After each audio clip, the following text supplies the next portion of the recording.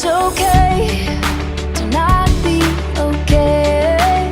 UCB Canada. Hey there, I'm Tom Levante. I've got Sarah Masters with me and a friend, because it's okay to not be okay. We're going to explain what that means in just a bit. Nick Pegg from #Hope hanging out with us. Nick, thanks, dude. Thanks for coming. Dude, thank you so much. Absolutely. For even being here. This is great. Well, dude, we've been trying to do this for, I don't know, it's got to be like 2 years, it feels like. Because you're all around, all over the place. I was going to say the country, but you go pretty much anywhere. Yep. Spreading a message of hope with #Hope. Tell us, what is #Hope? So #Hope, if you think about it, it's an internet outreach project, or at least that's how it started. But now it's sort of any reason that you can think of to try and spread a positive message. So I'm taking every opportunity that I possibly can, every platform, every speaking opportunity, every kind of venue or avenue, to try and share a message of hope. And when we talk about hope, I talk about faith, and I talk about my personal journey through darkness and becoming a new person through this faith. Interesting. And so to sum it all up, just so we can understand, kind of we're on the same page, if you take suicide prevention and you meet it with the gospel, that's what #Hope is. Oh, that sounds awesome and powerful, bro. And that's a message that needs to be spread today. I mean, I'm watching 13 Reasons and all that kind of stuff. Right. We need to talk about that stuff. But I want to know the story. How did this happen? #Hope, the origin story. How is it? How did I start this thing? Why is it called this? Growing up, I never felt like I mattered. And in fact, I had a few times in my life, a few moments where, crucial moments as a kid, I felt like older people valued me very low. And I held on to that idea that I wasn't worth much. And as you grow and you bottle that up inside, it becomes part of your identity, and it becomes part of the way that you see the world. It wasn't until I got to college that I started to tell someone about it, that I talked about it. And it became this revolutionary moment in my life where all of a sudden I knew that I felt like I could breathe with my emotions. And I never wanted other people to feel isolated and secluded in that feeling that I had been held captive to my whole life. So one night in my dorm room at college, it was the middle of the night, and I was like, how can I reach people who are feeling the same way that I'm feeling?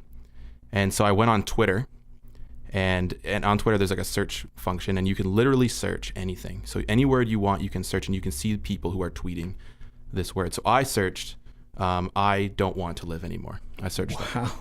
And at first glance, you're like, okay, you're gonna find a few people that are putting this out there, that are tweeting this.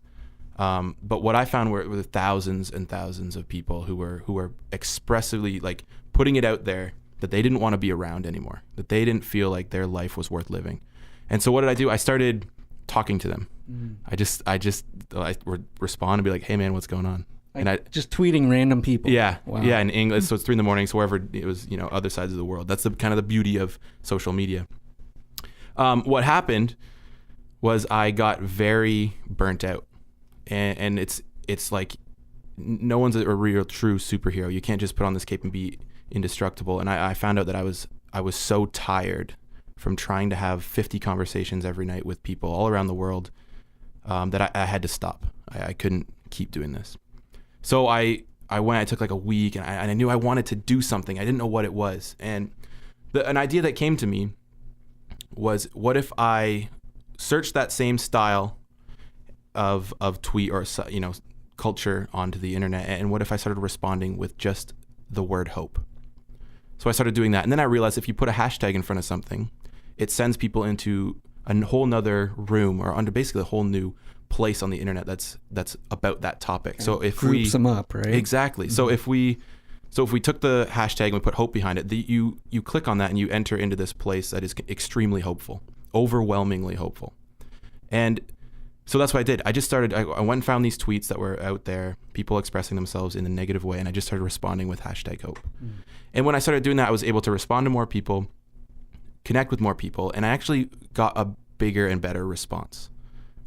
surprisingly, people were saying, dude, thank you so much. Maybe 2-3 days later, they were like, hey, dude, thank you so much for like doing this. I don't even know you, but you sent a message at a very choice time or very crucial time, so it was crazy that this was happening. How does that make you feel when that happens? At first you kind of like, oh yeah, okay, they're just saying that. But really, like, personally, if someone had done that to me, if I randomly got a tweet or something else, even over Facebook or something, just like be like, dude, like, there's hope. In those moments when I was really in a hole or like really dark moments, it would have meant everything, and I don't know what I would have done for those moments or how it would have changed me. So I just basically became this kind of vessel of trying to reach people online.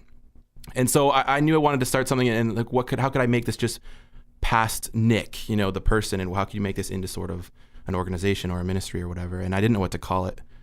I was going to call it like planting seeds or something, like you've got your cliche stuff. And I was like, I don't know what to call it. And I was talking to my girlfriend, Sarah, and she was like, why don't you just call it #hope? And I was like, what, we're going to keep the symbol, the hashtag symbol? She's like, no, like the word and then the other word, the hashtag and hope. And so that's kind of the origin story of how it started and how it got its name. Yeah. Incredible. Yeah. So like, okay, walk us through that's when you got the name. Now, next steps, what happened? Originally it was going to be completely and 100% gospel driven. Okay. So it was everything that we would say would be about Jesus. Like clearly the name of Jesus right there. You could replace the word hope with Jesus. Okay. And so it would be #Jesus. Okay. And what I started finding were, as a lot of people in ministry or in missions, when you start really putting it up front, you start noticing the barriers and the resistance from even the people you're trying to reach.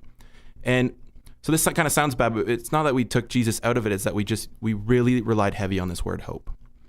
And so anyone who's working with #hope or anyone who's kind of behind it, we're all Christians, and we're all trying to spread this hope that we have found through the gospel and through Jesus.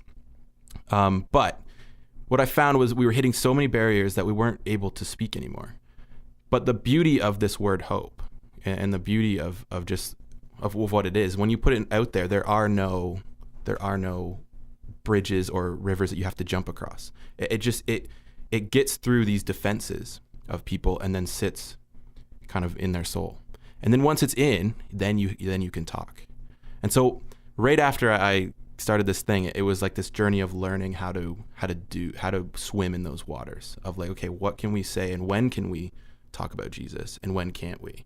And what works best of how can we, not infiltrate sounds like the wrong word, but it kind of is. You want to get in with people and become connected with them, and then you can share. You can go, hey, when I want to strategize. Right? Yeah, exactly. It's like this strategy. So when I'm at an event or something and people are talking, they're like, man, you've really helped me just with these words. I always say, I want you to have the opportunity that I've had. And I always say, let me tell you about this Jesus person, or here's a Bible, and like this has like really changed my life, and I want you to have an opportunity to feel that too. So it was kind of learning the ropes of what this ministry was going to grow into, kind of were the first steps.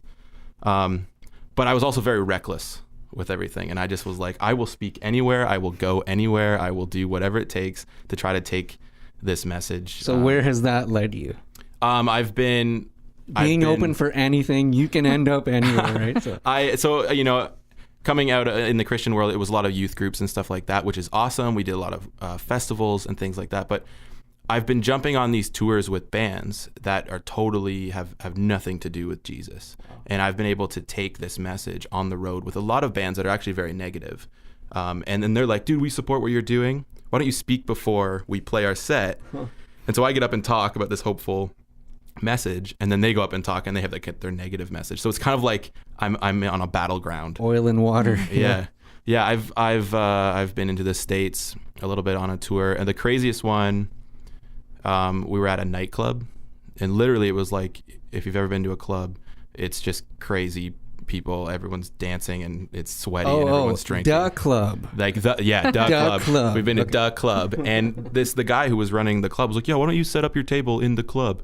And I'm like, really? Like, is it like a different kind of night? He's like, no, like everyone's just going to be there, like drinking. It's going to be crazy. And so I set up and I did it, and no one seemed to care at first. And then as people kind of kept drinking, they came over and started talking more and more, and they started buying our merch, and they started being like, how can I donate? It's such a great thing. And as the night went on, it was like 2-3 in the morning. They were just like throwing money at us, which is insane when you think about it. But so my motto for this year is that I will go take every opportunity and do things that scare you. So that's kind of where I'm at now. I was going to say, what does scare you? Public speaking is big, and that's like my full-time thing right now. So it's kind of out of obedience and worship. I feel very called to it. And so even though it scares me, I'm still doing it because I feel like God's kind of leading me to that. And it's really scary when somebody comes up to you and they're like, I'm hopeless, give me hope. And now you have to deal with that, Game right? time, yep. Like, what do you do? And the first thing I always do is I pray. Like, I'm not out loud because it depends on where I am, but I will pray. I'm like, God, give me the words, or your words, not my words, type of prayer. And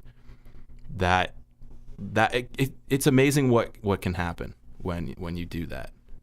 It actually does eliminate fear, and it's amazing what words will actually come out of you, and you're like, wow, how did I think of that? And then you got to remember, it wasn't me.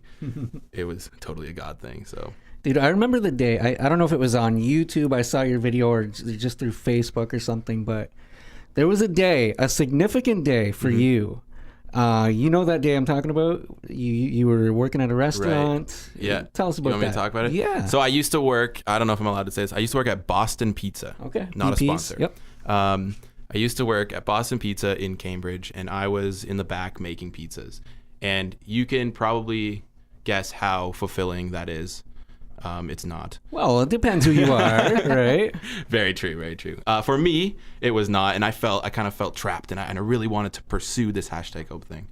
So 2 weeks before this day, I gave my 2 weeks notice, and I decided I was going to quit and jump into the ocean that is faith, and quit my job and do this #hope thing full time. And so I actually made a YouTube video of me quitting my job, and it kind of went mini viral amongst my circles, and loads of people jumped on board and said, like, we want to support you, we'd love to see this go further, like, just totally cheering me on the whole way. And it was like the scariest yet the coolest day of my life when you do make that step. It's pretty nuts. So. I love the way you just said it, the ocean of faith, because I know what water is, I'm gonna jump in that, but an ocean is deep. You can't see the bottom, right? You just you went in and you're still cooking, man. It's awesome. Just swimming. Yeah. So like, you're in schools, you're in youth groups, you're at shows and all this stuff with young people, right?